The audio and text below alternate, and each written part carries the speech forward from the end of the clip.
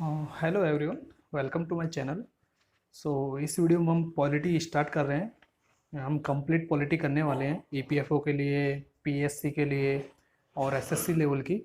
तो आप इस पॉलिटी से आप पीएससी तक का पेपर दे सकते हो। तो ये पीएससी लेवल का हम पॉलिटी पढ़ेंगे।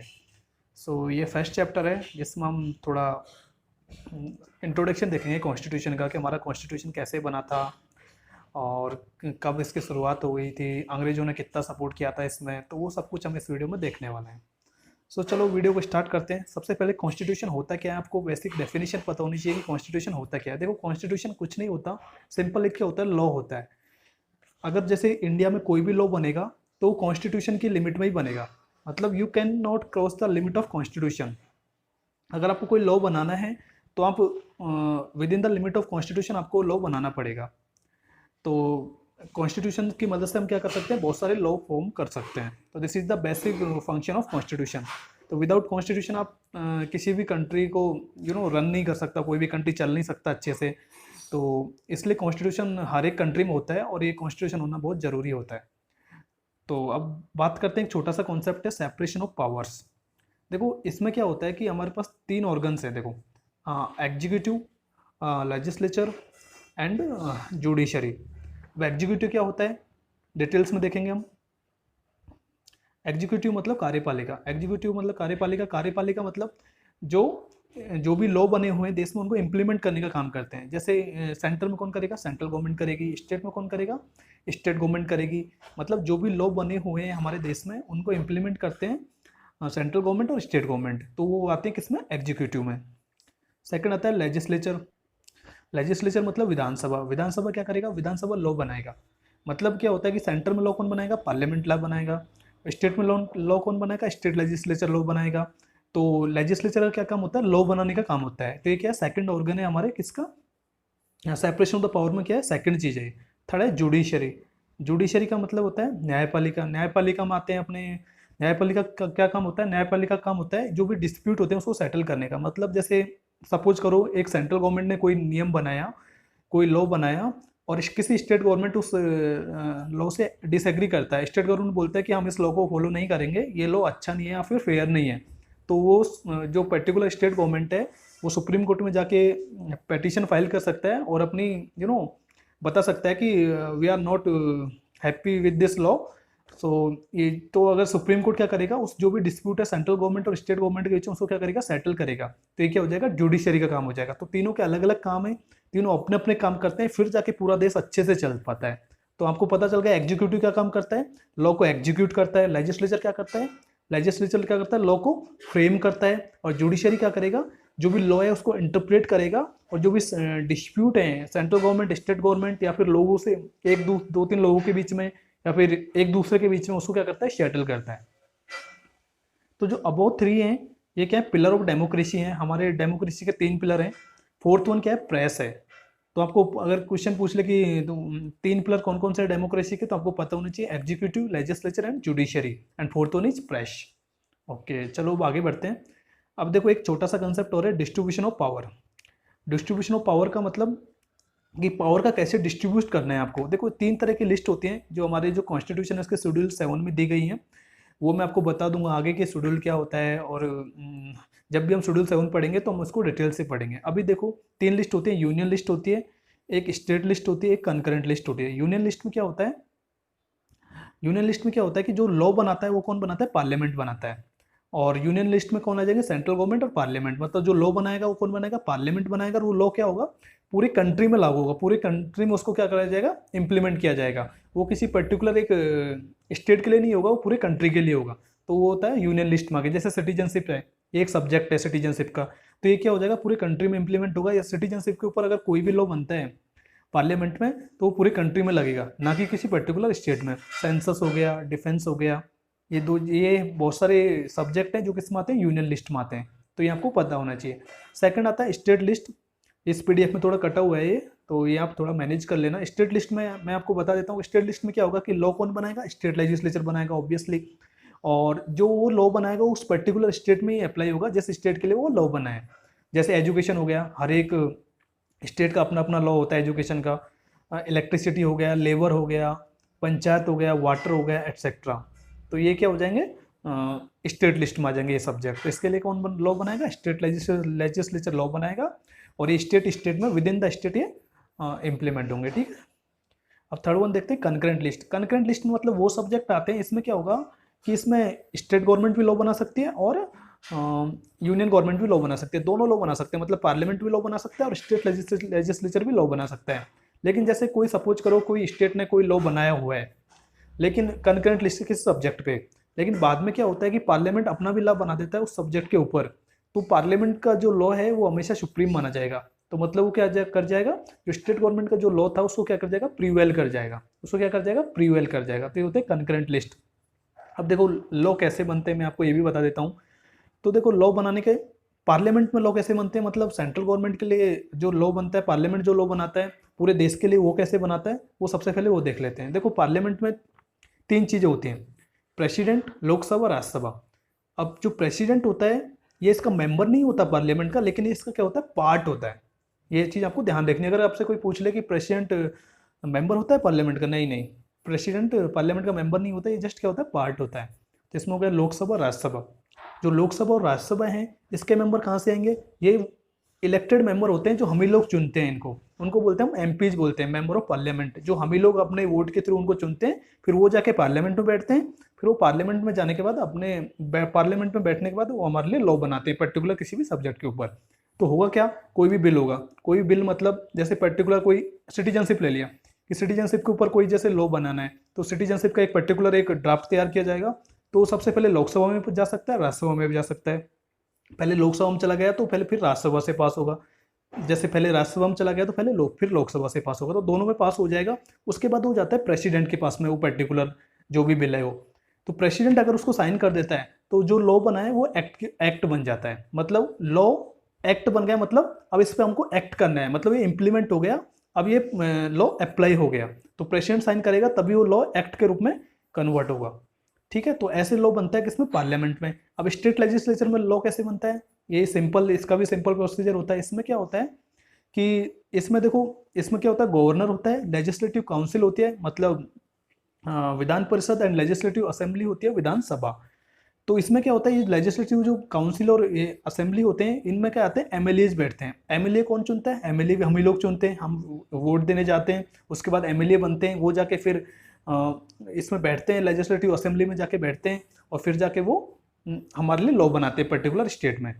तो अब क्या हो जाएगा कि जैसे लेजिस्लेटिव काउंसिल ने किसी बिल को पास कर दिया, लेजिस्लेटिव असेंबली ने उस बिल को पास कर दिया, फिर वो क्या जाएगा, वो बिल जाएगा किसके पास, गवर्नर के पास में। फिर गवर्नर साहब ने अगर साइन कर दिया तो वो बिल क्या बन जाएगा, एक्ट बन जाएगा, और वो पूरे स्टेट में लागू हो जाएगा। तो ऐसे बनता है स्टेट गवर्नमेंट के लॉ। आई होप आपको ये बात समझ आ जाएगी कि लॉ कैसे बनते हैं, ठीक है। और अब देखो, अब फ्रेमिंग की बात करते हैं कि कॉन्स्टिट्यूशन की बात करते हैं कि कॉन्स्टिट्यूशन की शुरुआत हमारी कहाँ कब से हुई थी। देखो वैसे तो कॉन्स्टिट्यूशन की शुरुआत हमारी चालू हो गई थी जब रेगुलेशन एक्ट आया था 1773 में।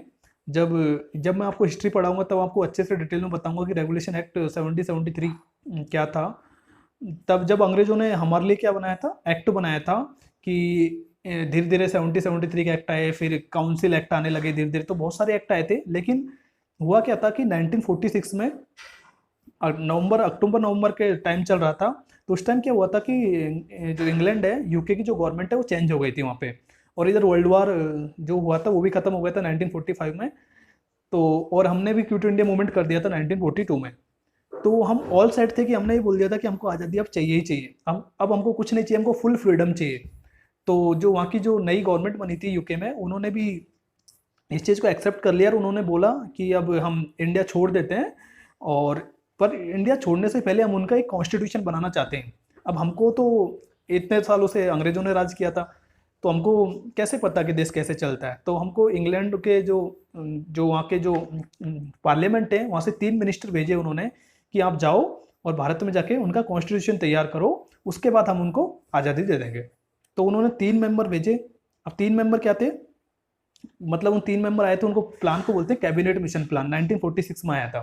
3 मेंबर कौन कौन थे, पैट्रिक लॉरेंस आए थे साहब, स्टेफोर्ड क्रिप्स आए थे, एंड एवी अलेक्जेंडर आए थे। ये 3 मेंबर आए थे यूके से इंडिया का कॉन्स्टिट्यूशन में हेल्प करने के लिए कि आप अपना कॉन्स्टिट्यूशन बना लो, उसके बाद हम आपको कंप्लीट फ्रीडम दे देंगे। ये उनका क्या था, स्टेटमेंट था।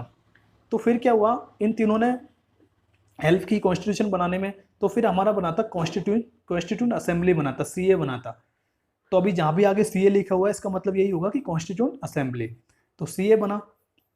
अब सीए में देखो नंबर ऑफ मेंबर्स की बात होगी, कितने मेंबर थे। सबसे पहले सीए में नंबर ऑफ मेंबर्स थे 389। अब 389 को कैसे डिवाइड करना है वो भी मैं आपको बता देता हूँ। देखो 389 में उस टाइम क्या होता था, जब हम ब्रिटिश गवर्नमेंट के अंडर में थे, तो दो चीज़ होती थी हमारे देश में, प्रोविंसेज होते थे और प्रिंसली स्टेट होते थे। प्रोविंसेज का मतलब होता है प्रांत और प्रिंसली स्टेट का मतलब होता है रियासतें। तो रफली बता देता हूँ, 60% तो क्या थी, प्रोविंसेज थी हमारे कंट्री में उस टाइम, और प्रिंसली स्टेट थे 40%। अब इसमें दोनों में डिफरेंस क्या था, देखो बेसिक डिफरेंस दोनों में यही था कि जो प्रोविंसेज होती थी उनको पूरा ब्रिटिश गवर्नमेंट उनको एडमिनिस्टर करता था। मतलब वहाँ की जो पुलिस होगी, वहाँ का जो सेफ्टी होगा, वहाँ का जो गवर्नमेंट होगा, सब कौन होगा, ब्रिटिश के अंडर में आता था। मतलब उसमें इंडियन रूलर का कोई रोल नहीं होता था। जैसे मद्रास हो गया, यूपी हो गया, बिहार हो गया, मुंबई हो गया, ये सब क्या थे उस टाइम पे, प्रोविंसेस थे। फिर प्रिंसली स्टेट का मतलब क्या होता था कि ये प्रिंसली स्टेट को कंट्रोल कौन करते थे, जो इंडिया के जो रूलर थे, इंडिया के जो राजा थे, जो रजवाड़ा जिनको बोलते थे, वो प्रिंसली स्टेट को कंट्रोल करते थे। वो वहाँ के राजा होते थे, और उन्हीं का जैसे पुलिस फोर्स भी उन्हीं का हो गया, सब कुछ उन्हीं का राज चलता था। लेकिन उनके ऊपर ब्रिटिश गवर्नमेंट उनसे उनके उनको कंट्रोल करती थी। तो जैसे बड़ौदा हो गया, पटियाला हो गया, मैसूर हो गया, ये सब क्या हो गए, प्रिंसली स्टेट में थे पहले। अब देखो अब ये मेंबर आए कैसे, देखो प्रोविंसेस से तो इनडायरेक्टली इलेक्टेड होके आए थे, इनडायरेक्टली उनका इलेक्शन हुआ था, उसके बाद प्रोविंसेस से मेंबर आ गए थे। प्रिंसली स्टेट से नॉमिनेट किए थे, जो वहाँ का जो जैसे पर्टिकुलर राजा था, जैसे बड़ौदा था, बड़ौदा से अगर कोई मेंबर आया तो उसको किसने नॉमिनेट किया, बड़ौदा का जो राजा था उसने नॉमिनेट किया कि हमारे यहाँ से ये मेंबर जा रहा है कॉन्स्टिट्यूंट असेंबली के लिए। तो ऐसे उस पर्टिकुलर राजा ने अपने वहाँ से नॉमिनेट करके प्रिंसली स्टेट के मेंबर ऐसे आए थे। तो टोटल हो गए 389 मेंबर्स। अब पहली मीटिंग होती है भाई कॉन्स्टिट्यूंट असेंबली की, दिसंबर 9 1946 को दिल्ली में हुई थी। तो इसमें कुछ खास नहीं हुआ था इस मीटिंग में, बस एक टेम्पोरी प्रेसिडेंट बना दिए थे डॉक्टर सचिदानंद सिन्हा को।